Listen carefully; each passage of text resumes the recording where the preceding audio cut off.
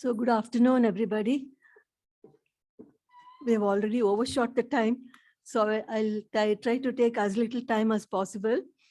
So you all prefer English or Kannada? Most of you. So I have a presentation.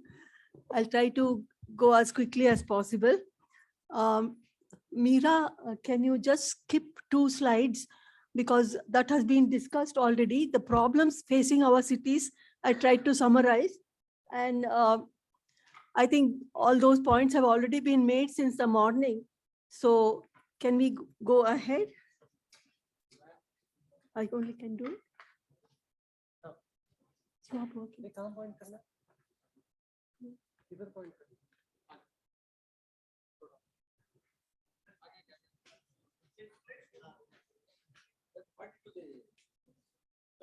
Yeah, where is it? It is here. Here. It's not working. L point. I think the distance is long. Oh, let her only operate there. Meera, you move the slides. Meera, you only move the slide. It's not working. The pointer. Can we skip the 2 slides?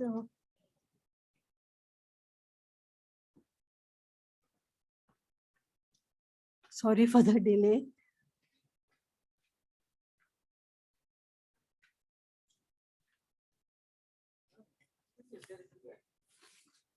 Yeah, basically, in our presentation, we have tried to ask whether the existing BBMP Act, I'm only taking the BBMP Act that was passed in 2020 as an example to show the lacunae in the law and to suggest the way forward.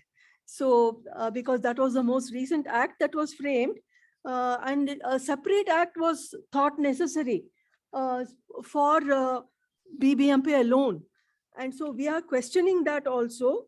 And I'm just rushing through this because we feel that the act that has been formulated in 2020 also is not likely to solve the problems that Bengaluru is facing, and that will apply to other cities also. As it was pointed out in the morning, the cities all have similar governance issues. It's not just BBMP. So can we move ahead?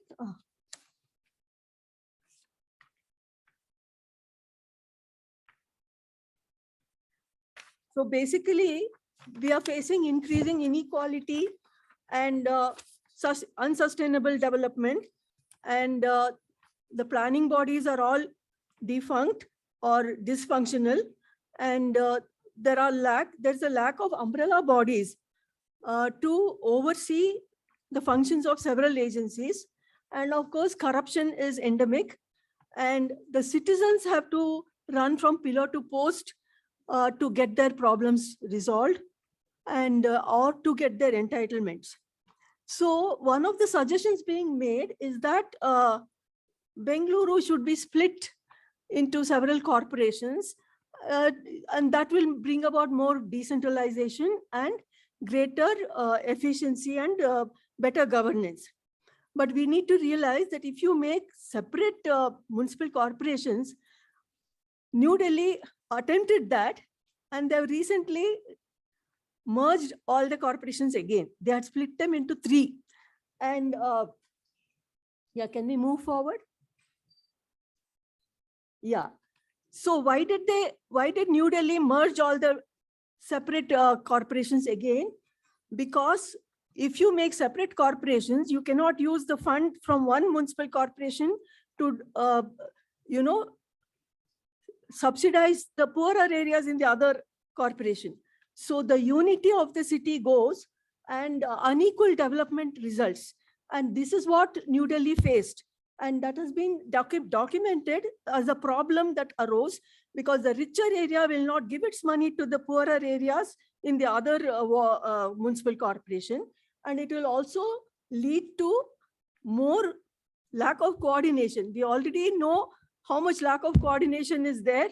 And this will be one more avenue for lack of coordination is what we are saying. Yeah, next please.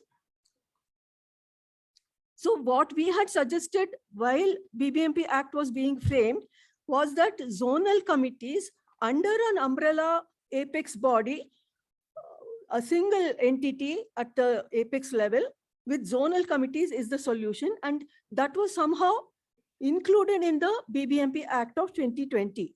Now they are trying to propose a fresh bill for BBMP, and we don't know whether they will undo this and split Bengaluru into several corporations, which is what is in the minds of the current government, is what we have seeing in the press. So zonal committees under one BBMP will lead to equitable development and growth of all the areas, because you can cross subsidize the revenues from the rich area and use it in the poorer area. And since they will be governed by one single apex body, there will not be the problem of lack of coordination. That is what we are envisaging. And we want the zonal committee, or actually we had called it zonal council, because the councillors are going to be the members of the zonal committee. And so if this is the way forward for better decentralization and for better coordination, we are also questioning why we need a special act only for Bengaluru. Don't we need this kind of coordination and zonal committees even in the bigger cities like Mysuru and Hubli Dharwad? They are also now approaching 1 million population. So why only a special act for Bengaluru? We need something that will cover all the cities which are growing in their population. Next, please. Yeah, what we see in the BBMP Act that was done in 2020 also is that a whole lot of chapters have been cut and pasted. So why this duplication? And entire chapter on the MPC and the elections has been cut and pasted into the BBMP Act without any change. So why do we need to do that? And actually the BBMP Act has much fewer provisions, whereas KMC Act, from which it was derived, has many more detailed provisions. So there is not only duplication of the provisions, there is also dilution. Next, please. So you may say, no, but BBMP is a special city, it needs special provisions.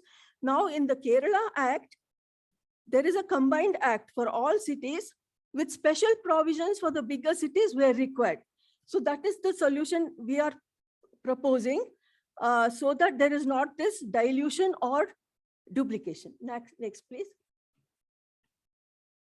Yeah, so something is covering up that, the heading. So what we are saying is that the State Election Commission has been disempowered because the delimitation of wards, fixing of reservation, and issuing of the notification for elections is all being kept in the hands of the state government, which should have been given to the State Election Commission. And we have the irony of the State Election Commission going to the High Court, saying that we will not be able to conduct the election on time if the delimitation of wards and fixing of reservation is not done by the state government in time. So this power should have been with the State Election Commission, and this is the reason for the delays we are seeing in either having the election or in forming the council or electing the mayor. So we are proposing, next please. So this power should be given back to the State Election Commission as it exists for the Central Election Commission. You never hear of the Assembly election or the Lok Sabha election being delayed because it's in the hands of the Central Election Commission. So yes, please. Only if you do this, citizens will be ensured of having a elected local body at all times, in time. Can we remove that? How can we remove it so that the heading can be seen?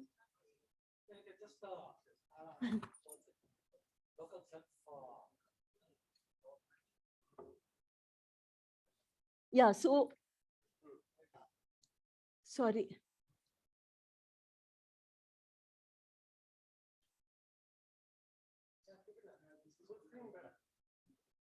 Keep it small? No, I she won't be able to show the animation. Yeah, we have to go back to the slideshow.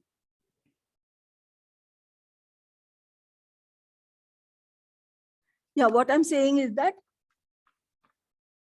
the 74th Amendment clearly says that a state finance commission should decide how the taxes will be shared between the state and the local bodies. But it also says that additional powers should be given to the local government to decide what others cesses or taxes they can impose.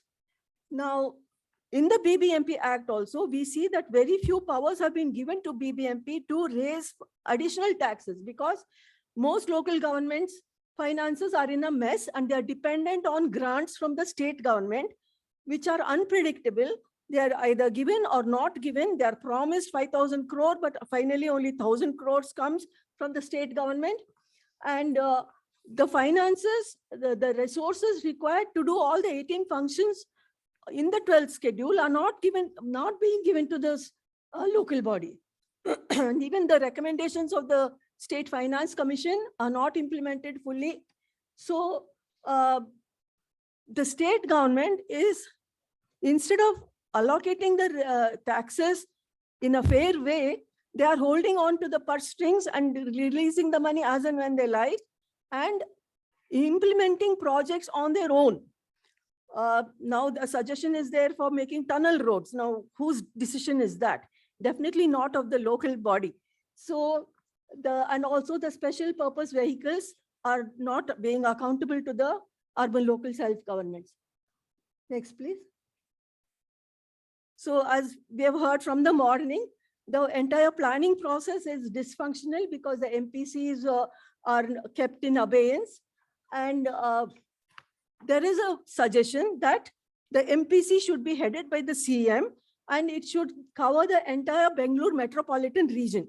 But what we want to point out here is that the Metropolitan Planning Committee is seen as an institutional body at the level of the third tier of government, not at the state level. So it has to remain as a decentralized planning body of the third tier and not be headed by the CM. So what we are suggesting is that the MPC should remain maybe at the BDA level and be headed by the mayor. And if you really need a bigger body to look at the entire region, metropolitan region, then have another greater Bangalore Metropolitan Regional Authority, which can be headed by the CM. But definitely MPC, as foreseen in the 74th Amendment, should remain an institution of the third tier. And MPC is needed not just for Bengaluru, which is included now in the BBMP Act. It will be needed for Mysuru and Mangaluru and Hubli Dharwad, because they are very likely going to cross 10 lakh population. They may have already crossed. Next, please.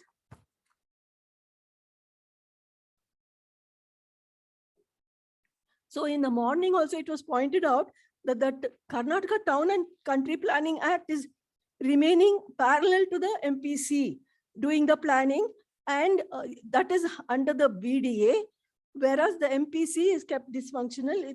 It is a parallel body there. So what we want the MPC to do is not just spatial and zoning planning, which is being done by the BDA. It should cover all the subjects that come under the 74th Amendment, and it should plan for economic development and social justice as prescribed in the 74th Amendment. So there is also a feeling that if you have BMLTA to, suggest a comprehensive mobility plan, and that is part of the MPC, it's going to solve the problem of Bengaluru. Definitely not. We need many other umbrella bodies to look at the various sectoral development plans that need to be developed for holistic development and inclusive and sustainable development of all the cities.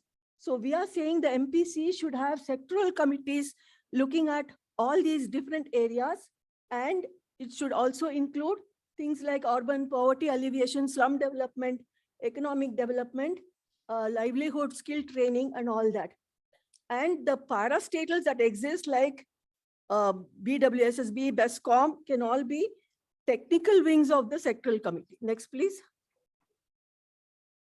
Yeah, in the BBMP Act specifically, they have said that the budgeting process should follow the Karnataka Local Fund Authorities Fiscal Responsibility Act.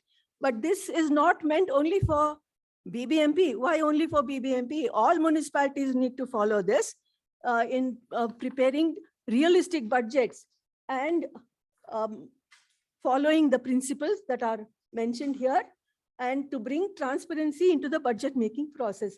I'll not go into the details. And these are desirable not just for Bengaluru, it is desirable for all municipal corporations and for cities. Next, please. Yeah, so it was also brought out in the morning that 3 Fs have not been devolved. That is the functions and functionaries. All three have to be devolved. Now, the BBMP Act says that it acknowledges that the third tier of government is an institution of self-government. It acknowledges that. But then it has included MLAs, MLCs, and MPs also into the Apex BBMP Council. So if it is an institution of self-government, why are all these higher representatives sitting there? So we should not have them there. That's our recommendation. And it also says in a very nice way that the corporation is willing to undertake tasks of primary education, curative health, urban transport, etc., if the funds for these tasks are devolved to it. But there's no mention of devolving the functionaries as well, along with the funds. So unless the functionaries are also under these subjects given, how will the municipality perform those tasks? Then limiting the number of wards to 250 is a hurdle, because each time the population grows, then you will have to keep amending the act. So what we are suggesting is that the maximum area of a ward and the maximum population of a ward should be fixed, so that the state government or local body has the, has the permission to expand the number of wards as necessary. So, and in the BBMP Act also, the colonial powers of the chief commissioner are continuing versus the mayor, instead of making the mayor an executive head. And whether he should be directly elected, I don't know. If the CM and the PM are not directly elected, I don't see why the mayor should be directly elected.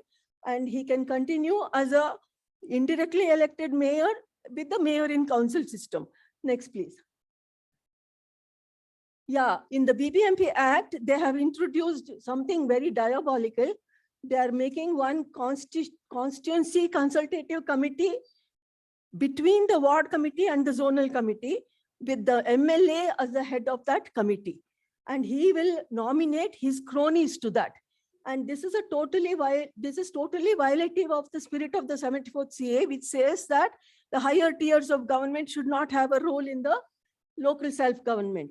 So in the proposed bill, what we are saying is that this should not be there.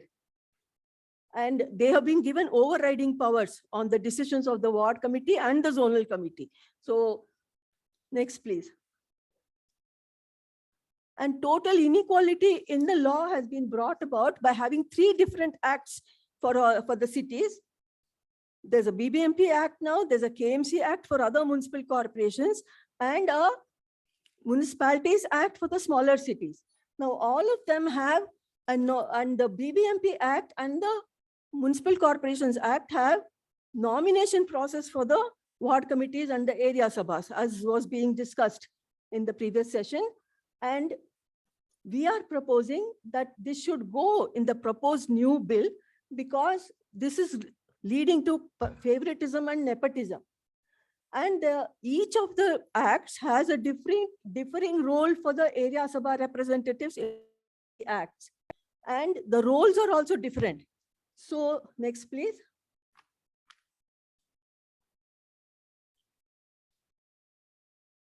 So we are proposing that the ASR's roles, the area sabha representatives' role should be the same in all cities. And in the smaller cities, in the Karnataka Municipalities Act, there was an amendment made in 2020, which says that there should be a democratic process for selecting the area Sabha representative, where the voters themselves select their ASRs, which is the process that some of the commissioners in the municipal corporations have followed because of our suggestion to them that they should call for public advertisement and set up a selection committee and so on. So we are saying that the voters themselves in the area Sabha should decide who their representative will be, the ASR, and he should automatically sit on the ward committee. Next, please. And even the polling booth areas, the law says that the BBMP Act as well as the KMC Act say up to 5 polling station areas can be combined to make one area, which will mean that there will be 5,000 voters in an area Sabha, which is unworkable. So, but in the Municipalities Act of 2020, they have adopted the rule that every polling station with about 1,000 voters should be the maximum area for constituting area sabhas. So we want that to be made the norm in all the cities. Next, please. And in the BBMP Act, they have brought in this one more diabolical thing, that the ward committee suggestions can only be advisory or recommendatory. And in the KMC Act, it says even the councillor has veto power over the decisions of the ward committee. So all these different dubious provisions are there. And so we are saying that if in the Gram Sabha, the decisions of the Gram Sabha are ultimate and final, then why the ward committee decisions are only recommendatory and not final? So we want that ultimate and final decision to be left to the area sabhas and the ward committees, and they should not be altered at the higher level. Next, please. So we are demanding that to bring this new proposed law, it should not be a law that comes only for BBMP. It should be a common law for all the cities, and so that there is no inequality before law. So because of these variations within the 3 laws, we have filed a PIL in the High Court asking for equality before law, and the PIL has been accepted and the government has been asked to send a response, which they have not done yet. And so we have also discussed with the Urban Development Department that they should set up an expert committee to draft a common law for all the cities, and wherever special provisions are required for BBMP or for any other municipal corporation, those can be added as special provisions. And so we are saying that this law should bring equality before law between all the 3 acts, and this single law should replace all the 3 existing acts. Next, please. Yeah, so I'm repeating that because of the duplications, inequalities, and selective prescriptions in the 3 acts, it would be better to replace all the 3 acts, and like the Kerala Municipalities Act. And so, can we just go back? Yeah, this common law can endow all municipalities with coherence and common powers to enable them to function as institutions of self-government. It should cover all cities and not just BBMP, and they should implement plans for economic development and social justice as required under the 74th Amendment. And yeah, can we go next, please? So this is the last slide, I think. We are just making a few additions that can be made. The National Law School was actually asked to prepare a common law for municipal corporations and for the smaller cities. And their proposal was just shelved. I don't know why. They did prepare a draft law. And in that, these 2 suggestions were there. Given the mismanagement that we are seeing in the cities now, they had proposed the setting up of a state municipal regulatory commission, which would set the standards for municipal services with powers to penalize and punish those who do not follow its directions. And another body, the State Municipal Vigilance Authority, to inquire into complaints of corruption, misconduct, and other kinds of malpractices. So these two provisions are worth being included in the new bill. So our respected chairman of the BBMP restructuring committee is here, Mr. B.S. Patil. So we would recommend that he should look into these suggestions and make the same suggestions to the government in his recommendations. And Mr. Rajeev Gowda is also a member of the restructuring committee. So we would request them to look into these issues and give their recommendations appropriately to the government. So thank you all very much. I'm sorry I had to rush through because of paucity of time. Thank you. If there are any questions, do we take them now, Sandeep? Or No, we'll do it as a panel. okay, Could you please stay on the stage? I should stay. Yeah. So we'll just continue with the session, and I'd like to please invite Dr. Rajeev Gowda and Mr. B.S. Patil to the stage, please. Also, Pankaj, urban planner. I think both these eminent guests don't need any introduction. Mr. B.S. Patil, as Kathyayini Madam said, has been the chairman of the B.S. Patil committee that has going into the question of restructuring of BBMP. It has, by the new government, it has been recently reconstituted. So I'm hoping that whatever discussion we have here will have some impact on improving the prospects of our city. Dr. Rajeev Gowda has been a parliamentarian. Until recently, he was part of the Legislative Council. We hope he continues his political career again. And he has also been nominated into the BBMP Restructuring Committee. So we are actually very fortunate to have you both at this, and hopefully you can carry back some of our feedback. Pankaj is sorry, my apologies. It's very similar name. Yeah. Champaka has been an urban planner for a long time. She's also an adjunct professor at the Azim Premji University. Hopefully you can also liven the conversation with planning. And this is my personal opinion. I think planning is the most ignored aspect of our city's growth. In fact, the Supreme Court of India in March, or was it this year, perhaps, chided Bengaluru for what it termed as unplanned growth. And it has sent off a missive to every state government. The Supreme Court has actually written a letter to every state government saying, don't copy Bangalore.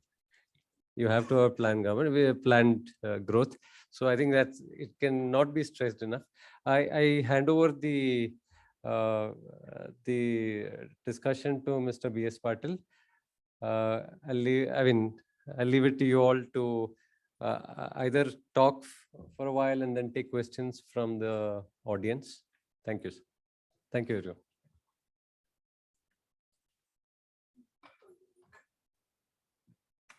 Please be seated. If you prefer, you can stand.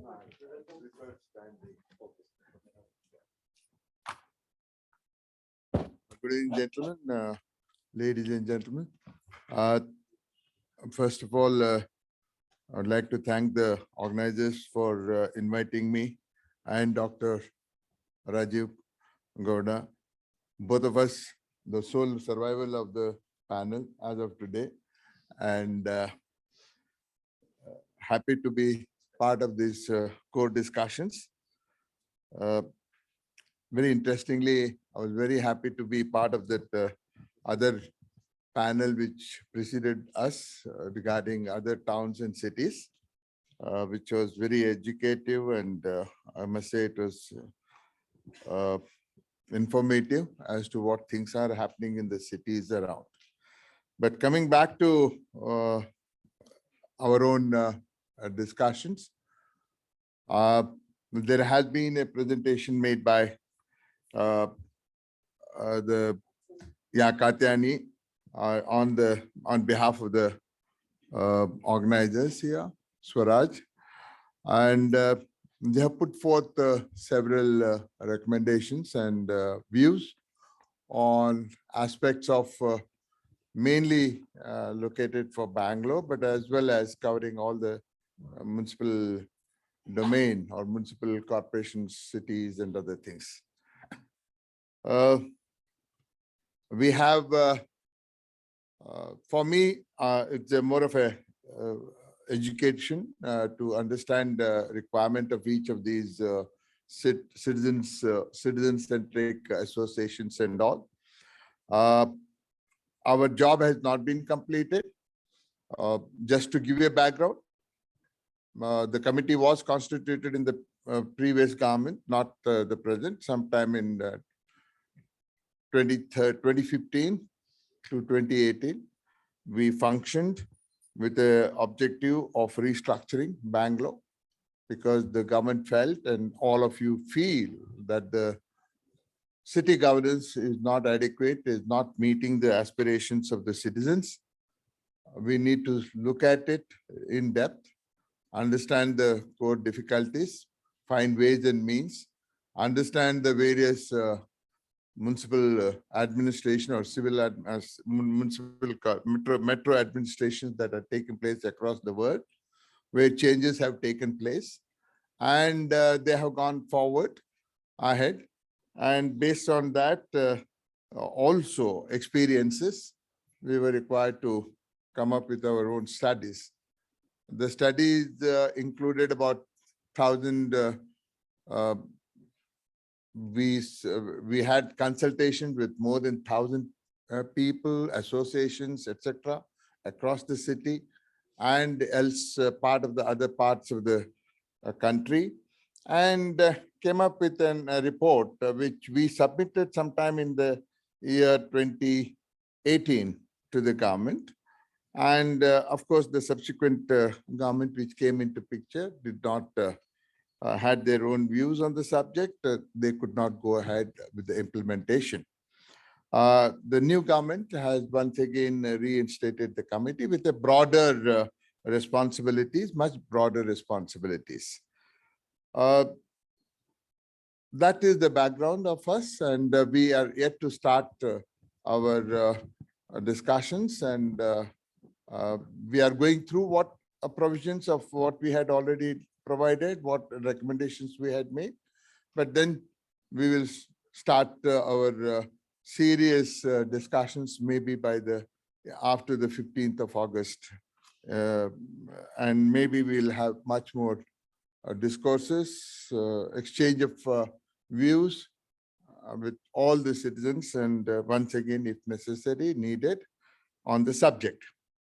I mean, it is suffice to tell you that everybody recognizes the urbanization is not only limited to our country or the state or any other country, it's across the world. Where the economy development takes place, naturally the urbanization takes place. Urbanization is not as effective or proper as it should be because of the various deficiencies, which I'm sure is in the knowledge of everyone. Why the urbanizations have been suffering and how to fix them has always been the major requirement or issues of all the associations, citizens associations, and all these participants, etc., have been exercising their mind. You will also appreciate that there is not one view which is acceptable by one person or the one association. There are several associations in this domain, all of them expressing independent and separate views. And you will always find that it's impossible for all of them to merge into one cohesive and acceptable solution for the future of the governance of the cities or the metropolitans. But yes, each one of them have a view, and people like us and Dr. Rajeev Gowda, we have to take into consideration all these views and try and find a medium kind of a thing and go forward with our responsibilities. But the fact remains, in their whatever their methodology may be, or their recommendations may be, or views may be, but the single point at the back of the mind is there's something seriously wrong in the urban governance. So they all feel about it. That's one point which everybody recognizes. How do you correct this urban governance? So it all includes the original act, legal provisions, and the method of governing. It has absolute responsibilities of several agencies and people. Insofar as the role responsibilities are concerned, it's not only the elected representatives or at all levels, whether it is at the central, state, or the corporations, or the municipalities, or the panchayats, or gram panchayats, or gram sabhas, or whatever it is the responsibility for all. In this, the work, is as important to have somebody, the local representative, the MLAs or the MPs, or somebody having more responsibility. Equally are the citizens also responsible for ensuring their city is as good as what they would like it to be. So it's not that it's all handed over to somebody else to govern them and they have no responsibilities. The city can only govern itself when all the citizens understand their responsibilities. It follows out of education, it follows out of economic development of these people. The poverty line and other things are so enormous that it becomes difficult to expect everybody to contribute in the same way. So we have to have various aspects, because each city, or we cannot copy what is happening elsewhere in a developed society or a developing society. We have to have our own views on the subject and to do the best that is possible. Now, coming to the Bangalore, yes, we have, as you are all aware, Bangalore city is governed by not only the Bangalore BBMP or whatever the BBMP area of 800 square kilometers, but it also has several other agencies. You've got a Bangalore Development Authority, BWSSB, Metro, BRC, all these BWSSB, several parastatal agencies which have their own norms, which have their own area of operations and their own priorities, etc. So the coordination is extremely difficult and has not been as fruitful as it should be when they thought about bringing these agencies. Right now, that's the position. So we have that position. So when we had taken a subject forward, we had to find a way of doing this exercise. Briefly speaking, when they are talking about our what do you call recommendations, we mainly concentrated on 3 tier, basically at the ward level, the corporation level, and the greater Bangalore level. The idea of restructuring or dividing Bangalore was not there, was not our view. We need to have a single Bangalore, but under a cap, under one umbrella, which all the agencies are available, and provide the maximum authorities to the units like corporations. You have corporations, you have got zones, and you have got wards. So you really have that to be as independent as citizen-centric, so that all the devolution of all ideas and everything comes from the bottom to top. So that's what we have done in our recommendations. They also mentioned about, yes, we have taken into consideration the Delhi model. Delhi model primarily was divided into 3 areas without taking recognition of all the financial strength of each of these corporations, and there was no umbrella body to oversee their coordination, etc. All these aspects have been taken into our consideration, and therefore it has been built on that. Now, also the fact that the MLAs and others who are part of the members of the Bangalore Corporation, etc., with their voting rights have been taken away. It's been more limited to the corporators and others who govern the corporations, and they become a body at the Greater Bangalore Authority to provide the what do you call the way forward for the development of the city with all the agencies under one umbrella. Ultimately, the idea is to have a single mayor on top of that Bangalore Authority, or Bangalore Council, sorry, Bangalore Council, and to going forward, that's the thing. For presently, It requires somebody at the top of the administration to manage the Bangalore city, because it requires authority to ensure that all the agencies which are so far working independently come under one umbrella and work uniformly. So therefore, the suggestion had been made to have the chief minister to be the chairperson of that first 5 years, so that subsequent years it could, if the government feels it can be done on the election basis.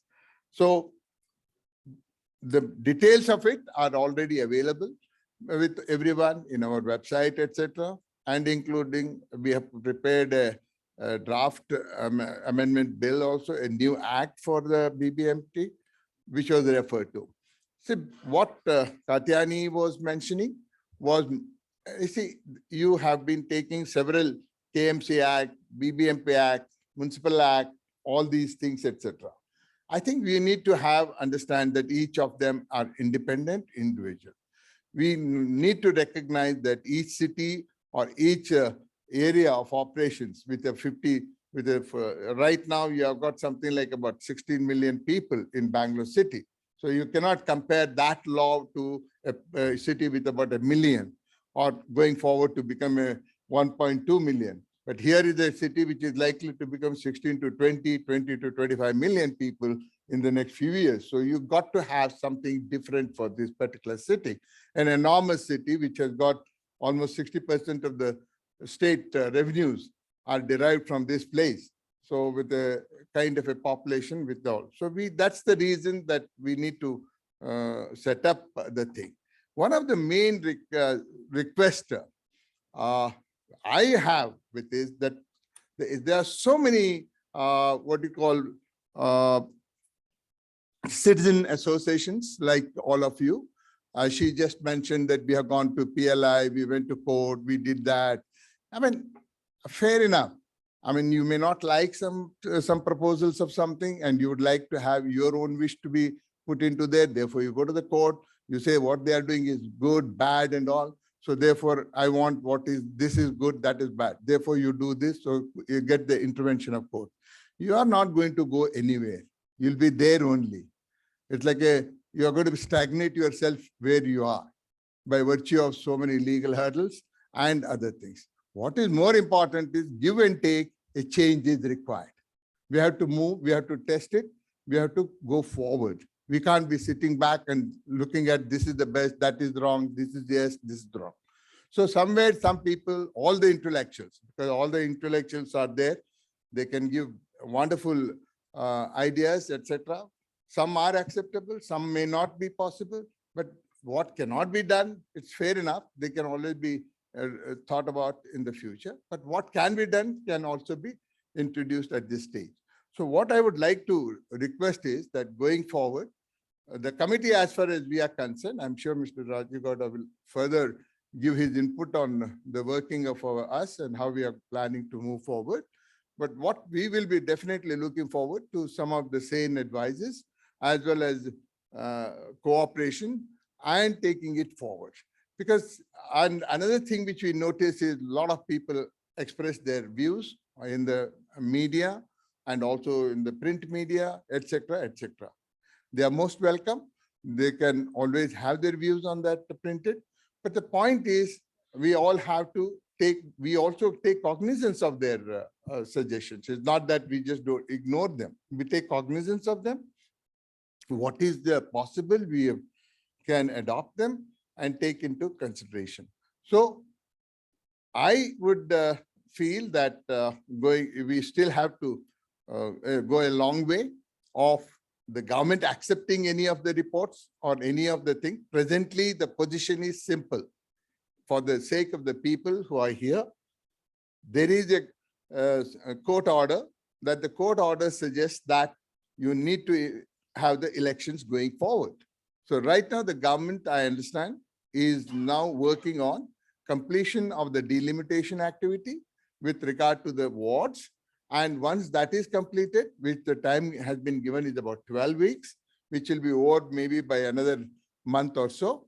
Once that is done, I'm sure there will be elections as of today. There will be elections as existing under whatever act it is, it will be there.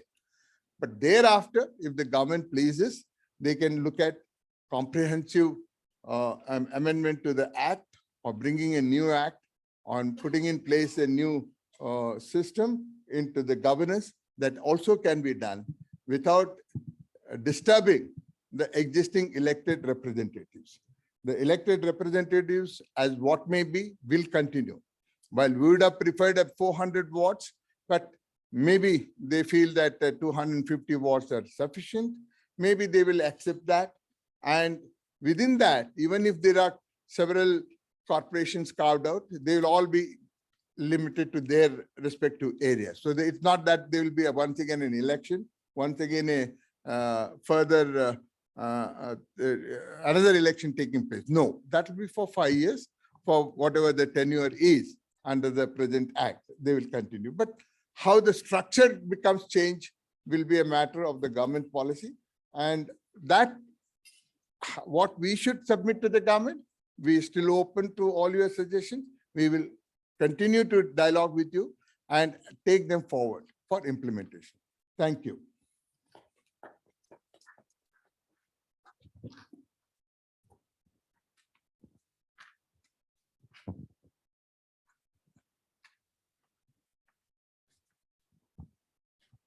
So, would you like to? Yeah, okay. Champaka Rajagopal will make a brief. Thank you. Thank you very much. Thank you, Kathyayini, for having me here. And it's an honor to be part of this panel discussion here today. I'm an urban planner, as Sandeep introduced me very briefly. I've been part of Bangalore's multiple statutory plans and projects in Bangalore, which is perhaps why he reached out to me to also be part of this discussion here today. I teach urban governance in India along with Matthew Idicula at Azim Premji University. I also teach a course on comparative urban planning and finance in Sciences Po in Paris at the urban school there.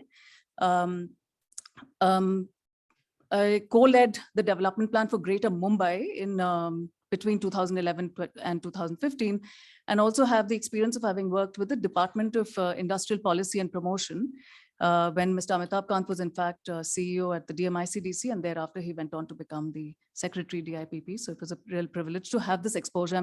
I'm mentioning all of this because I'm going to situate my thoughts within this larger context and this experience I have.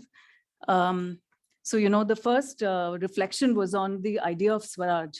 And if we anchor ourselves onto some of the key imperatives that you highlighted, Kathyayini, which is basically, if we go back to Article 243W, which emphasizes the importance of integrating social justice along with economic growth and spatial planning, all of these components needs to come together. This is a structural gap that exists in the space of planning. What we also need to take cognizance of while we are discussing the context of SWARAJ is that while 74th Amendment addresses the question of strengthening municipal governments, the problem of municipal governments in India, urbanization processes are governed by a whole range of other forces as well. We're looking at, for example, industrial development, which is spearheaded through the Ministry of Commerce and Industries, through the various large-scale industrial corridor regions, which have not been discussed in the many panels today. It's critical for us to also look at initiatives for urban industrial development in industrial townships, which are exempt from municipalization through the Article 243Q of the Constitution. The same 74th Amendment also makes these exemptions for industrial townships to be exempt from municipal governance. I think it's an important gap that I wanted to highlight over here. So we need to address these synergies between industrial development driven urbanization and municipal governance and strengthening municipal governance. And the context here is one where post-liberalization, it's 30 years, of course, but we're seeing, as Dr.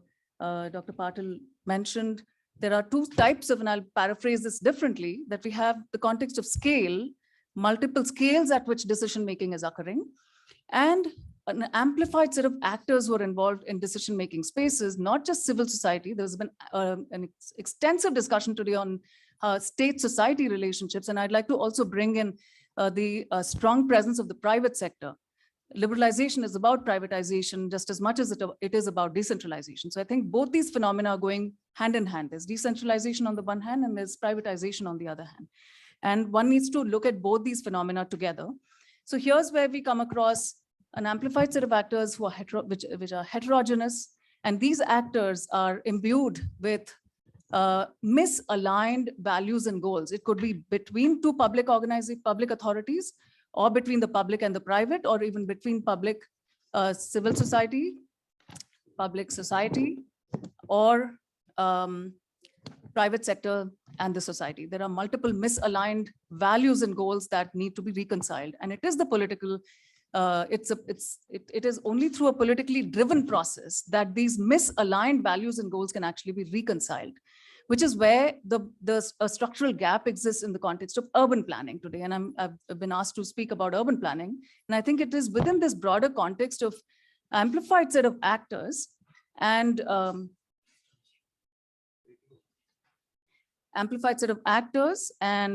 misaligned values and goals that urban planning processes need to be rethought through a more strategic lens. Today, urban planning practices in Karnataka are still adhering to, or still have to adhere to, the KTCP Act's provisions, which are fairly rigid given the nature of dynamic that we see on the ground and the scale and amplified set of actors that have become part of the decision-making spaces. And the planning process needs to be rethought through an outcomes-driven process where a politically driven strategic plan, not a rigid statutory land use plan in the way we presently have it, but a strategically politically driven plan, which sets an umbrella within which several locally suited regulatory processes, regulatory conditions then need to be elaborated upon. And these locally relevant regulations must then respond to the heterogeneous range of actors, the various types of organizations involved in decision-making. We have special purpose vehicles for industrial development, which are embedded within wards. For example, Koramangala and that Silk Board area is a great example there. Much of the Electronic City Association, for example, in Bangalore is another good example of a gated industrial development, which is very much situated within the context of the city. So all of these governance misalignments also need to be mediated through a politically driven process. And that's the big shift that we need to see in the planning, in the legislation for urban planning for Bangalore, but also for cities in Karnataka. Thank you. Hello. Dr. Rajeev Gowda. I think we'll end this session with Dr. Rajeev Gowda's talk, unless we are allowed to stay here and they don't chase us out, because we are told that there's another program, but let's see, we'll just take a chance. Thanks. Okay, I'll be short and sweet then. Thank you. One of the things about coming to any of the events organized by Bangalore's very, very vibrant civil society on urban issues is that we always learn something more. And today, for me, it was actually the learnings were from what was happening in Mangaluru, Davangere, Gulbarga, other places as well. Because all these years we've been focused on our own city and we haven't been paying attention enough to what's happening elsewhere. So that was a tremendous learning. And just to tell you where I'm formally situated within all this, Shri B.S. Patil has already outlined to you the fact that the committee on restructuring Bangalore was set up under the previous Congress government led by Shri Siddaramaiah. And I've just been added to this now. And the committee essentially, there's two things that seem to have gone on at the same time. One is, an addition of one more member, but more than that, the canvas has dramatically changed. Just like if you saw Kathyayini's speech, it started with discussions on urban governance, but then went on to a larger canvas about economic development and coordination and various other social inclusion and aspects like that. It appears to me that when we read the mandate of the committee now, it is much larger. It is also about really getting all the parastatals and all the agencies connected with the city to work together in a much more harmonious, productive, and constructive, impactful way. So that seems to be what's part of. So the canvas right now is to go beyond just the suggestions about governance and restructuring to actually thinking about how we can make suggestions and possibly oversee and be involved with the implementation of suggestions to unleash the overall potential of the city. And that potential means ensuring that we have a vibrant city that spurs economic development, but in an inclusive manner, because a lot of this is going to happen with the public and the private sector driving growth. And it was during the COVID lockdown that we saw that there were huge neglected sections, the migrant workers, for example. And in any of the case, we have today, we have gig workers, we have huge numbers of other entities that have emerged. And we need to make sure that all of these people who are keeping the city running smoothly, that their concerns and their issues are also integrated. The standard challenge of working with parastatals, and what we mean by this is somewhat, the city elects its representatives, and their job is to help run the city well, and that's to make the 74th Amendment come alive. But if they want to improve mobility, the Bangalore Metropolitan Transport Corporation is not in the hands of the corporation, of the Mahanagarapalike. The electricity service is not in the hands of the Mahanagarapalike. And there are, just like this, there are numerous entities and organizations, the water supply, waste management, each of these things. And, essentially what we are trying to do is rethink how all of these can work together, come together, and to do that in some formal manner where, which reflects and respects the representative democratic structure, as well as the existing structure of the parastatals. We have to figure out a way to make them, work in tandem and work in alignment. At the same time, when you think about some of the other ways in which the city underperforms, it is, for example, this is our ability to mobilize resources from the properties in the city. We don't do enough of a job in terms of raising our own resources, and in addition to that, we have this challenge that while there are the bandwidth for taxation has narrowed down considerably since the passage of the goods and services tax program. And as a result, there's very little left for both state and city in terms of being able to mobilize resources.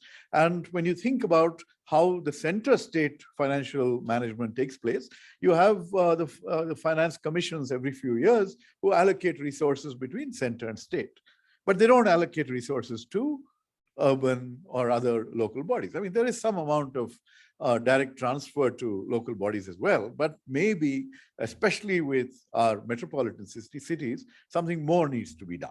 A lot needs to be done in terms of mobilization on our own. And we also need to, fight in some ways or recommend measures that will systematically share the nation's resources with the emerging centers of economic growth and activity. Now, there are lots of tensions even in the conversations that have been going on earlier. For example, when we think about how to, and we have planners here who worked, Champaka's worked with Mumbai and with other cities, there's always this larger tension between what's the bigger picture and how should what should be allowed and what should not be allowed, and how should we sort of move towards some kind of a planned trajectory, that will enable others to also grow and prosper while paying attention to, larger issues. For example, climate resilience. If we don't maintain our greenery and our ability to become, a sponge city in some ways, the fact that we have so much water resources, lakes, etc., that we've allowed to, that we've spoiled over the years and we need to revive, so those are all aspects that require a big picture. At the same time, we have the bottom-up area, ward, and inputs that we also want to incorporate. And there will be tensions between what is the bigger picture for the city and, of course, what each neighborhood wants for themselves. And there are tensions also about not what are called goods, but what are possibly bads. You know, where do we exchange our garbage? Where do we, who pays? Where do we, does anyone want a compost management facility in their neighborhood? Right? You know, these are all issues that have to be resolved at some level by the city. But it's certainly, when there's a phenomenon called NIMBY, not in my backyard, which is universal. Everyone would like these sorts of negative developments not to be anywhere close to them. At the same time, the kind of input that we're getting should not just be focused on demands, but also in terms of integrating the power of vigilant citizenry with the implementation of various projects. There's been some movement towards transparency over the years. There are, whenever there's a reasonably sized project, there's a board out there which says this is the size of the budget and these are the contractors, but no one really pays attention to following up and making sure that the project is being implemented in the way it was supposed to. And for that matter, that, the kinds of what seem to be simple measures, the slight sloping of a road, etc., that would prevent water from logging, and then the eating up the asphalt and things like that. Those always seem like they could be resolved if people had paid attention at the time of implementation. But for that, again, we need to, the atmosphere needs to improve. We need to empower possibly ward or area committee members to be part of this. And we also want to make sure that the people implementing this don't see these as busybodies or people trying to extract something from them. And, the situation is much more complicated on the ground. In any case, we have another opportunity right now to re-engage with everyone, to reimagine the bills that we've been talking about. And all I would request for everyone who's here, everyone's here with a positive mindset of wanting to make our city better, our state better, our country better. And in that context, let's keep exchanging these ideas. Let's keep sharing inputs. Let's keep all of us on our toes, because we are as representatives of the government responsible to all of you, the citizens who elected the government. And but let's keep this dialogue going, keeping in mind that there are bigger picture issues, there are practical issues of implementation, and that we need to balance and and unleash the potential that is possible in our cities, and to make them engines of economic growth, of prosperity all around, and which are absolutely inclusive in terms of not just the poor, but also in terms of climatic resilience, the environment, and other dimensions that we need to pay attention to. So thank you very much for inviting us, and let's keep the dialogues going. Thank you, Doctor. That was extremely well summed up. No, actually, we've run out of time, but I think nobody's asked us to leave yet. So we may take a few. No, we may take questions, right? Yeah. Yeah. Please ask questions. Having been inspired by the four of you, I have a counter suggestion. I understand that Bangalore has 300 slums. Can we not make a suggestion? In the next 5 years' time, Bangalore should be slum-free city in the country. And it is possible. It is very much possible. I'll tell you why. You should move forward. If I travel from airport to the city, both sides of the road, what do I see? Hundreds and thousands of acres of land free, owned by the Maharaja of Mysore, race club, etc. Why not we suggest to the government to build small houses for each family of the slums of Bangalore, only family, and give them this free and build houses all over the vacant place in the city of Bangalore and move forward in the next 5 years. Thank you. Do we have any questions for the panelists? If you have any questions, please.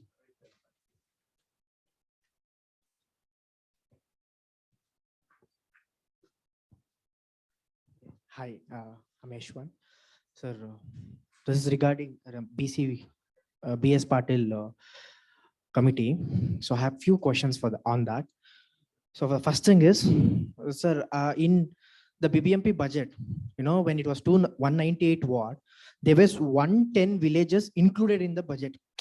That 110 villages included in Bengaluru. So the question is, so does this, considered in BS Patil committee report? And second one is, okay, regarding the, distribution of areas in Bengaluru.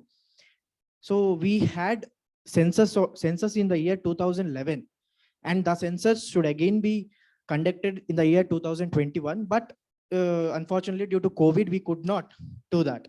So how is that considering the division of areas in Bengaluru? The ward divisions, maybe it is ward boundaries, because the population will affect the division of areas, wards, etc., zones, etc. So these are my two questions, sir. Thank you. As I could make out. Sir, I will give you some clarity on that.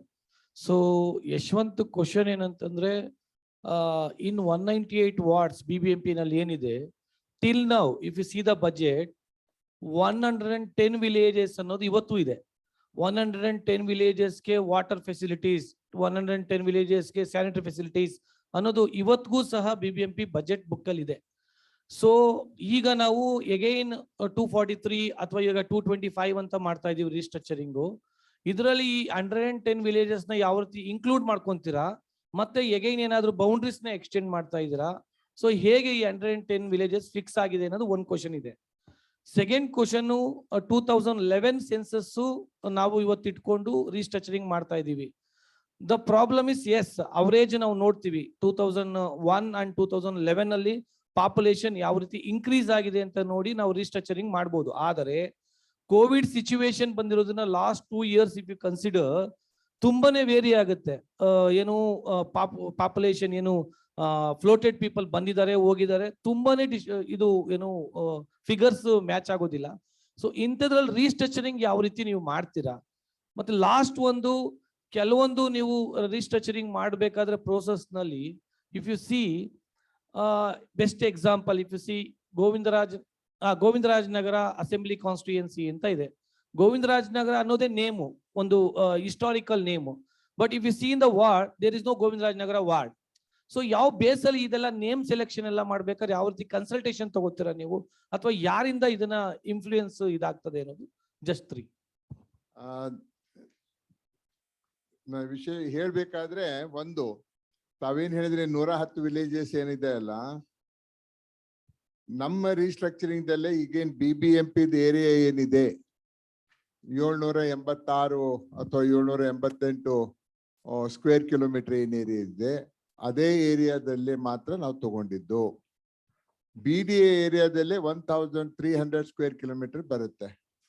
ನಾವು BBMP restructuring ಮಾಡ್ತಾ ಇರೋದು 788 square kilometres ನಲ್ಲೇ ಮಾಡ್ತಾ ಇರುವಂತ ನಮ್ದು ಶಿಫಾರಸು. ಎರಡನೇದಾಗಿ ಈಗೇನ್ ವಾರ್ಡ್ ಮಾಡಿದ್ದಾರೆ ಡಿಲಿಮಿಟೇಷನ್ 250 ಅಂತ ಪ್ರೆಸೆಂಟ್. ಈಗೇನ್ ಹೊಸ ಆಕ್ಟ್ ಬಗ್ಗೆ ಅವ್ರು ಹೇಳಿದ್ರು, ಕಾತ್ಯಾನಿ ಅವರು 2020 ನಲ್ಲಿ BBMP ಒಂದು ಆಕ್ಟ್ ತರಿಸಿದ್ದಾರೆ. ಆ ಆಕ್ಟ್ ನಲ್ಲಿ 250 ವಾರ್ಡ್ ಮಾಡುವಂತ ಒಂದು ಪ್ರೊವಿಷನ್ ಇದೆ. ಅದರ ಪ್ರಕಾರ ಈಗ ಇತ್ತೀಚೆಗೆ ಹಿಂದಿನ ಸರ್ಕಾರ ಅದನ್ನ 243 ವಾರ್ಡ್ ಮಾಡುವಂತ ಒಂದು ಚಿಂತನೆ ಇತ್ತು.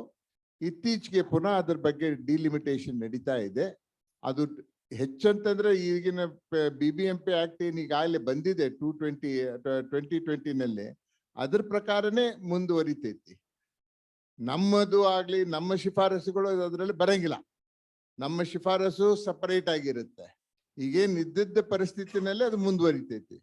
ಹಾಗಾಗಿ ಈಗ ಏನು ಅವರು ಡಿಲಿಮಿಟೇಷನ್ ಮಾಡ್ತಾ ಇದ್ದಾರೋ ಅದನ್ನ ಇನ್ನು 250 ಒಳಗಡೆನೆ ಮಾಡ್ಬೇಕು ಅವರು. ಆ ಸಂದರ್ಭದಲ್ಲಿ ಕೆಲವರದ್ದು ಬೌಂಡ್ರಿಗಳು ಚೇಂಜ್ ಆಗ್ಬಹುದು, ಕೆಲವು ವಾರ್ಡ್ಗಳೆಲ್ಲ ಸ್ವಲ್ಪ ಚೇಂಜ್ ಆಗುತ್ತೆ. ಆ ಸಂದರ್ಭದಲ್ಲಿ ಏನ್ ಚೇಂಜ್ ಆಗುತ್ತೆ ಅನ್ನೋದ್ರ ಬಗ್ಗೆ ಬಹುತೇಕವಾಗಿ ಇನ್ನೊಂದು 3-4 ವಾರದಲ್ಲಿ ಅದು ಮುಕ್ತಾಯ ಆಗೋದು. ಅವಾಗೆಲ್ಲ ಪಬ್ಲಿಕ್ ಇನ್ಫಾರ್ಮೇಶನ್ ಬರುತ್ತೆ. ತದನಂತರ ಪಬ್ಲಿಕ್ ಇಂದ ನಾವು ಇದನ್ನು ಕಾಲ್ ಫಾರ್ ಮಾಡ್ತಾರೆ. ಅಬ್ಜೆಕ್ಷನ್ಸ್ ಇರ್ಲಿ ಅಥವಾ ಸಲಹೆಗಳಿರ್ಲಿ, ಅದಕ್ಕೂ ಒಂದು ಟೈಮ್ ಕೊಟ್ಟಿರ್ತಾರೆ. ಅದ್ರ ಪ್ರಕಾರ ಫೈನಲ್ ಏನಿದೆ ವಾರ್ಡ್ ಅನ್ನ ಮುಗಿಸೋದು ಬಹುತೇಕವಾಗಿ ಮುಂದಿನ ತಿಂಗಳು ಆಗ್ಬೋದು ಅಂತ ನನ್ನ ವಿಚಾರ.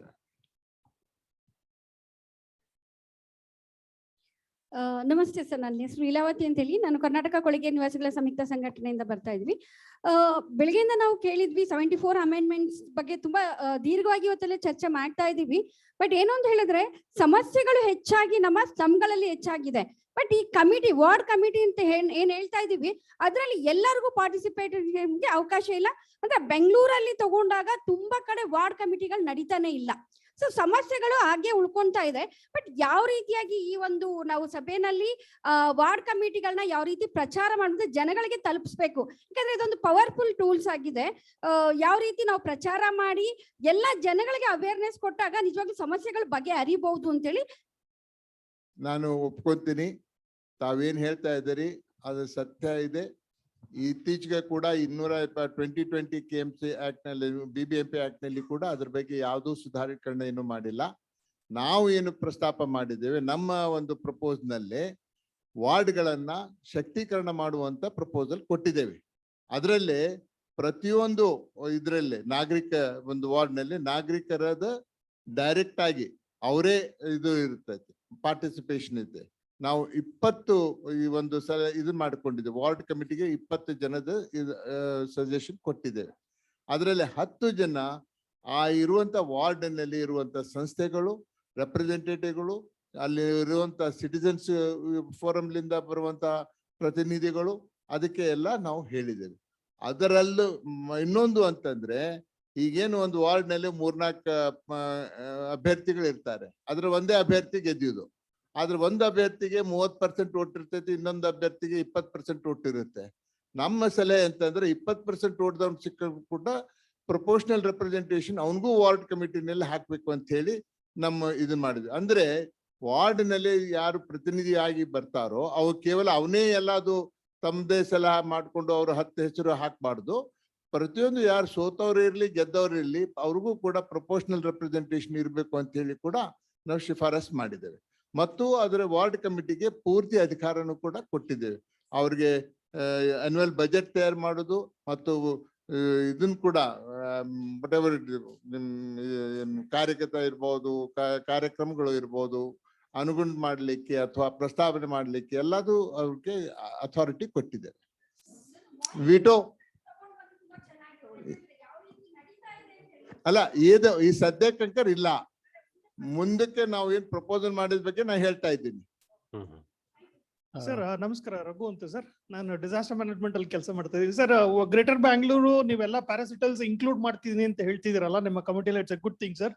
ಆಮೇಲೆ ಸ್ಪೆಷಲಿ BWSSB, ಬೆಸ್ಕಾಮು, BMRC ಅಲ್ಲಿ ಇದೆಲ್ಲ organization greater under one authority ಬಂದ್ರೆ ಬಹಳ ಅನುಕೂಲ ಆಗುತ್ತೆ ಸರ್. ಈಗ ಹೌದು ಸರ್, ಇನ್ಕ್ಲೂಡಿಂಗ್ ಪೊಲೀಸ್, ಇನ್ಕ್ಲೂಡಿಂಗ್ ಇವ್ರು ಹೇಳ್ದಂಗೆ ಎಲೆಕ್ಟ್ರಿಸಿಟಿ ಎಲ್ಲಾನು ಒಂದರಲ್ಲೇ ಬರ್ಬೇಕು ಸರ್. ಬರ್ತೈತಿ. ಏನೇನ್ ಕಾರ್ಯಕ್ರಮಗಳು ತಗೊಂತಾರೆ ಅದು ಸೀಮಿತವಾಗಿರ್ಬೇಕು. ಅದು ಸುಮ್ಮನೆ ಅವ್ರ ಆಫೀಸ್ ನಲ್ಲಿ ಕೂತ್ಕೊಂಡು ಅದಿಗೆ ಮಾಡುವಂತ ಚಿಂತನೆ ಇರಂಗಿಲ್ಲ.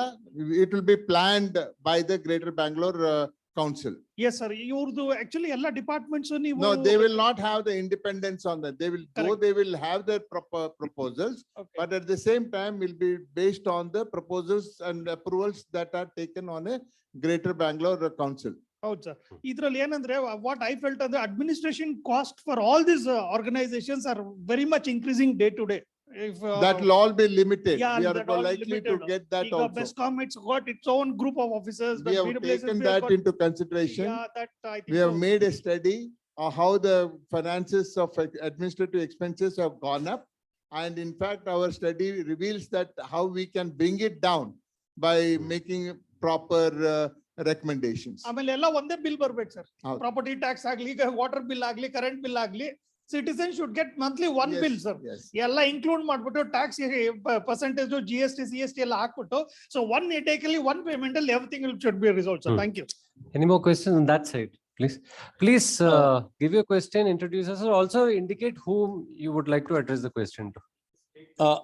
I have raised my hand from Ahmedabad Shamantha ಅಂತ for a long time.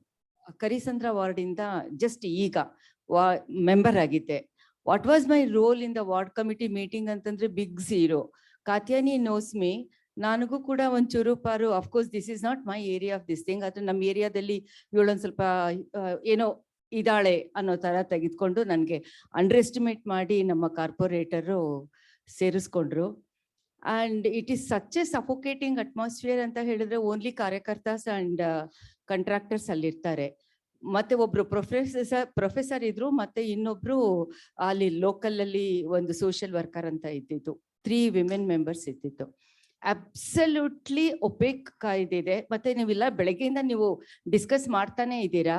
ಮತ್ತೆ ಇದು ತುಂಬಾ ಇಂಟೆಲೆಕ್ಚುಯಲ್ ಆಗಿದೆ, ಮತ್ತೆ ನನಗೆ ಎಂಪವರ್ ಆಗಿದೆ. And I feel it is a very romantic and intellectual kind of interaction. Practically things are so different. ಅಲ್ಲಿ ನಮ್ಗಳಿಗೆ ಏನು ರೋಲೇ ಇರಲ್ಲ. ಮತ್ತೆ ಹೇಳ್ತಾರೆ ನಾವು ಬರ್ತಿಲ್ಲ ಅಂತ ಹೇಳಿದ್ರೆ ಮನೆಗೆ ಬಂದು ಕೇಳ್ತಾರೆ ಸೈನ್ ಮಾಡಿ ಅಂತ. If this is the thing, ನೀವುಗಳು ಮಾಡ್ತಾ ಇರುವಂತ ಒಂದು ಎಕ್ಸ್ಪೆಕ್ಟೇಷನ್ಸ್, ರಿಸರ್ಚ್ ಅಂಡ್ ಅಬ್ಸರ್ವೇಷನ್ಸ್ ಎಷ್ಟರ ಮಟ್ಟಿಗೆ ಪ್ರಾಕ್ಟಿಕಲಿ ತರಕ್ಕಾಗುತ್ತೆ, that is very very very important ಆಗುತ್ತೆ. ಈಗ ನನಗೆ ಬಂದಾಗ ಬೆಳಗ್ಗೆ ಇದ್ದದ್ದಷ್ಟು ನಾಲೆಡ್ಜ್ ಇಂದ ಇನ್ನೊಂದು ಸ್ವಲ್ಪ ಜಾಸ್ತಿ ನಾನು ತಗೊಂಡು ಹೋದೆ. ಸಪೋಸ್ ನಾನು ಪುನಃ ಏನಾದ್ರೂ ನಮ್ಮ ಅದೇ ಕಾರ್ಪೊರೇಟರ್ ಬಂದು ನನ್ನನ್ನ ವಾರ್ಡ್ ಕಮಿಟಿ ಮೆಂಬರ್ ಮಾಡಿದ್ರೆ what is my role, what I am going to do there is a big question. ಏನಂದ್ರೆ ಏನೂ ಇರಲ್ಲ. ನೀವು ಕೇಳ್ಬೇಕಾದ್ರೆ ತುಂಬಾ ಚೆನ್ನಾಗಿದೆ, ಹಿಂಗಿದೆ ಹಿಂಗಿದೆ, all those things are there, but practically it is not at all possible. I am sorry to say ಅಲ್ಲ, but have to share my experience because this is the harsh reality we are facing. Hello, sir. I'm Hamsa from Times of India. My question is to B.S. Patil, sir. So, sir, now with Greater Bangalore ಬಗ್ಗೆ ಮಾತಾಡ್ತಿದ್ವಿ. So, I wanted to know, like, how far is it accepted and what stage is it in getting implemented or sort? That's my first question. And the second question, ಬಂದು ನೀವು again ಹೊಸದಾಗಿ ಇವಾಗ restructuring committee ಆಗಿ, what are the few important focuses or the things that you have identified in BBMP that needs restructuring, or if you can brief us a little bit on that, sir. Thank you. On the second question, I thought Doctor mentioned about Mr. Rajeev Gowda took up that issue and said how the committee has now been tasked with much broader aspects for which we need to conduct our studies. It will encompass most of the statutory agencies which are presently involved in the brand Bangalore, or you call it a brand Bangalore, creation of a brand Bangalore, and also development of Bangalore. So a lot of areas will have to be covered in our new study. But in respect of the previous one, where you have mentioned about the Greater Bangalore Council, yes, the Greater Bangalore Council has got all these entities coming under the umbrella, and they will all be governed under one agency. So that means it will not be, they cannot take independent decisions, but they will be going ahead with the decisions that are taken on priorities, and the priority will be created by the Greater Bangalore Council. What is good and what is good for the city, what is good for the area will also be taken, because inter-corporations movement will also be there. So they have to go across more than 3 corporations, 4 corporations, depending upon how many corporation units the government may decide. Right now, no decision has been taken. They are all in the recommendation stage. Now, I told you also that presently we have to first get this High Court order, the Supreme Court order, where the commitment of the government is there for conduct of elections. So hopefully, once that is done, thereafter, the government may consider looking at the proposals we have submitted. And to Shamanta's question or point, basically these experiences in terms of ward committee members and what they've actually found, if we can collect that and analyze that, we'll have a much better sense of how to refine ward committees and their functioning going forward. So ಅದ್ರ ಬಗ್ಗೆ ಸ್ವಲ್ಪ ಬಹಳ ಅಧ್ಯಯನ ಮಾಡೋದಿದೆ ಅಂತ ಅನ್ಸುತ್ತೆ. ಬರೀ ನಮ್ಮ ಬೆಂಗಳೂರದಲ್ಲ, ಬೇರೆ ಬೇರೆ ಊರಿಂದನೂ ನಾವು ಅದನ್ನ ಸ್ವಲ್ಪ ಅಧ್ಯಯನ ಮಾಡಿದ್ರೆ ಬಹಳ ಉಪಯೋಗ ಬರುತ್ತೆ. So sir, that will be part of your public consultation exercise. Okay. So there is a public consultation exercise coming up. Madam, ಅವಾಗ ನೀವು ಸಬ್ಮಿಟ್ ಮಾಡ್ಬೋದು ನಿಮ್ಮ ಎಕ್ಸ್ಪೀರಿಯನ್ಸಸ್. ಅಲ್ಲ ಇವ್ರಿಗೆ ಬೇಕು ಅಂತ ಇದ್ದಾರೆ. Only one point I would like to mention. Your concern with regard to the ward, there is no responsibility, there is no respect. I mean, you don't know what your role responsibilities are, and it hasn't got any legal foundation for having your responsibilities or exercising your responsibility. This exactly in our committee report, we have made a mention giving the ward committee a much legal protection for their activities. So we have proposed that. So the question is, as and when it comes into picture, it will be done. Thirdly, with regard to the 74th amendment also, the ward committees are required to function independently, etc. Unfortunately, in view of the fact that as she mentioned also, some of in the panel also when they were sitting here regarding the Mangalore and all, it all depends upon the will of the people who are elected to give that kind of take that benefit to the citizens. So that also is dependent on. Acha, actually we've run out of time completely. We have a cutoff. Yeah. So yes, sir, Rajeev sir, Professor Rajeev sir. Can I come in? I've raised my hand for a long time. So ನಾವು ಬೆಂಗಳೂರು ರೆಪ್ರೆಸೆಂಟೇಟ್ ಮಾಡ್ತಾ ಇದ್ದೀವಿ. Past 2 years ಇಂದ ನಿಮ್ಗೆ ಗೊತ್ತು ಇಲ್ಲಿ council ಇಲ್ಲ, ಮತ್ತೆ election ಆಗ್ಬೇಕು ಅಂತ ಕಾಂಗ್ರೆಸ್ ಕೌನ್ಸಿಲರ್ಸೇ ಕೋರ್ಟ್ಗೆ ಹೋಗಿದ್ದಾರೆ ಎಲೆಕ್ಷನ್ ಆಗ್ಬೇಕು ಅಂತ. ಇವಾಗ ನಿಮ್ದೇ ಸರ್ಕಾರ ಇದೆ. So when can we expect election Bengaluru elected ಬಾಡಿನ ಯಾವಾಗ ನೋಡ್ಬೋದು ನಾವು? ಸಿಮಿಲರ್ ಬೇರೆ ಸಿಟಿಗಳಲ್ಲಿ ಎಲೆಕ್ಷನ್ ಆಗಿದೆ, ಆದ್ರೆ ಎಲೆಕ್ಟೆಡ್ ಬಾಡಿ ಇನ್ನೂ ಫಾರ್ಮೇಶನ್ ಆಗಿಲ್ಲ. ಸೊ ಆ ತರ ಸಿಟಿಗಳಲ್ಲಿ ಯಾವ ರೀತಿ ನಿಮ್ದೇ ಸರ್ಕಾರ ಇದೆ, ನೀವು ಸರ್ಕಾರ ರೆಪ್ರೆಸೆಂಟ್ ಮಾಡ್ತಾ ಇದ್ದೀರಾ, ಸೊ ಹೇಗೆ ನಾವು ಇದನ್ನ ಎಕ್ಸ್ಪೆಕ್ಟ್ ಮಾಡ್ಬೋದು, ಯಾವಾಗ ಎಕ್ಸ್ಪೆಕ್ಟ್ ಮಾಡ್ಬೋದು? ಸೊ ಇದು ಒಂದು question. Okay, just we'll take all the questions, one last round of questions from everyone, and then we'll wrap up. There's one next to you here. Good evening to the eminent panelists. My question, or more of a summary of most of the things we have heard over the day, is the paralysis of the governance which is there in the system overall.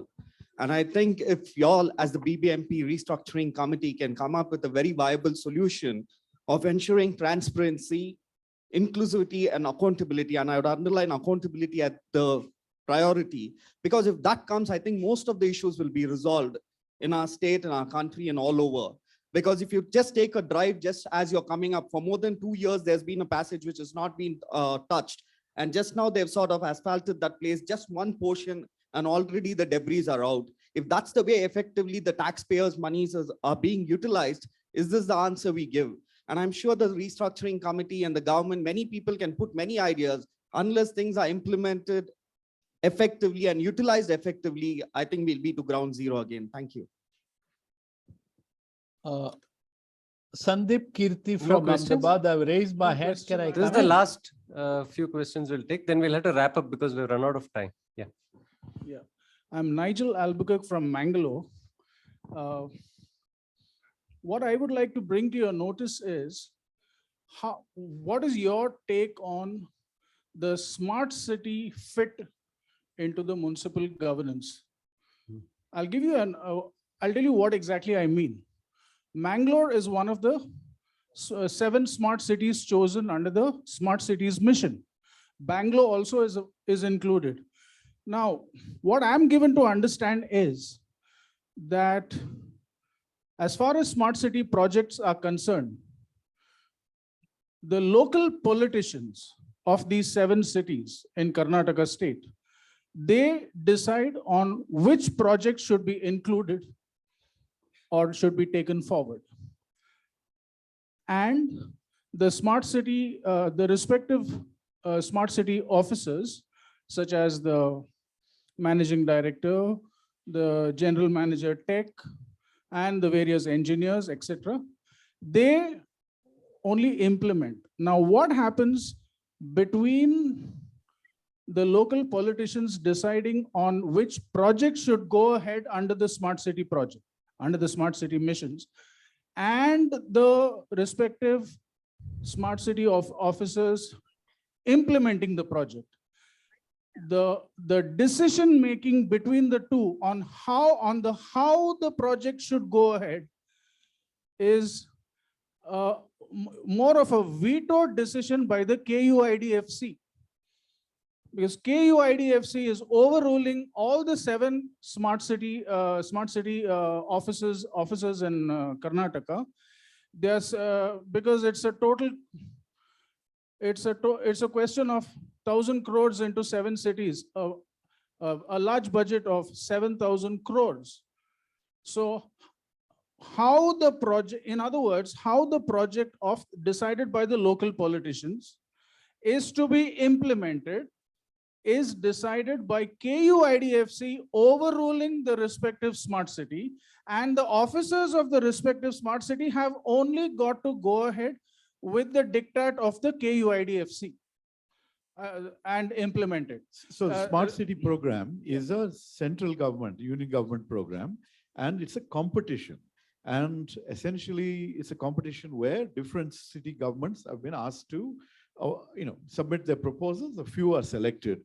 And while the term seems smart city, as if the whole city is encompassed, they're typically much smaller, focused initiatives, and they are governed under a special purpose vehicle, which often are, which essentially don't come under anybody else. Now, the proposals that are given by the elected governments plus whoever else is involved in the city administration. And elected governments, I would request you to, people have elected them with and endowed them with some judgment to choose what are the priorities for the city. If the assumption is that every elected member is a dud and a duffer, then I think that why do we have democracy? So, I mean, I would really say that, of course, we want a lot more consultation and inclusion and things like that. But why are we second guessing the choices made by elected representatives? Okay, I'll come to that. There is something called City Level Advisory Forum under the Smart City Guidelines, wherein each of the 7 smart cities in Karnataka have to set up a CLAF, including specified categories such as NGOs, RWAs, Mahila Mandali, youth associations, etc., etc. This is completely overruled by the 7 smart city officers because of the diktat by the KUIDFC. Basically, what I'm trying to say is KUIDFC does not want public scrutiny of the projects. So, I think this is a matter to be examined. I do not think that's what you're mentioning. If it was so, the smart city project would have come to a standstill long time back. But the fact that it is moving forward, it means that there is things happening. But you have made a point. I don't have an answer. I have not gone into that information. It's the information which you are giving it to us. It is not a domain for our area of domain, yes, but the yes. point is, we will have this addressed. Yeah. Okay? Basically, what I'm trying to I get at, appreciate what you have said. what I'm trying to get at, to sum it up, what I'm trying to get at is, let the CLAF be set up in each of the 7 smart cities in Karnataka under the guidelines. Mr. Albukar, the point is, we do not have the mandate for that. Okay, your advice, I'm not an authority, nor we committee has got that. Without You have which, taken your. Okay, view. Nigel, shall we Without take this- this? Yeah, Please, let's take this off because we have to close. my last No, sentence. we can't. Nigel.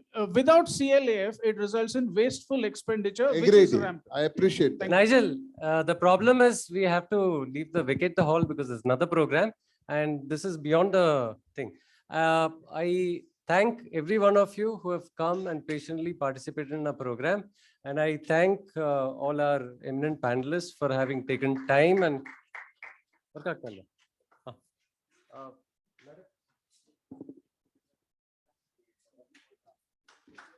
since our Chief Minister has said that gifts have to be only books, so we give only books now. No, it's okay.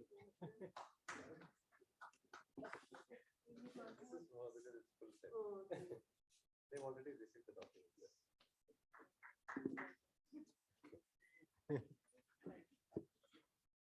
So as we complete these sessions, I'd love all of us to take stock of where Bengaluru is today, what it used to be. There was a time when Bengaluru had 2,000 lakes. We had about not less than 70 years, 1970, we had about 70% tree cover. Today, tree cover stands at 2% and water is almost down to 10%, all our wetlands. So we have to actually wonder what kind of development we need and what is the path to take. I know the answers will take time to find. Let's hope more and more of these engagements happen. Thank you all for participating in it. Thank you, everybody. Bye. Thanks to Sandeep for organizing this in excellent fashion. And thanks to Kathyayini and Civic, Citizens Agenda for Bengaluru, and a lot of other, to INHAF, to Praja, and a lot of other civic groups throughout Bangalore have supported our present activity. Please follow our social media feed and participate in our monthly Swaraj for Cities webinars. We'll keep announcing them regularly. Thank you. Thank you. And I forgot to tell you all that tea is being served in the garden. You can exit this way and have tea.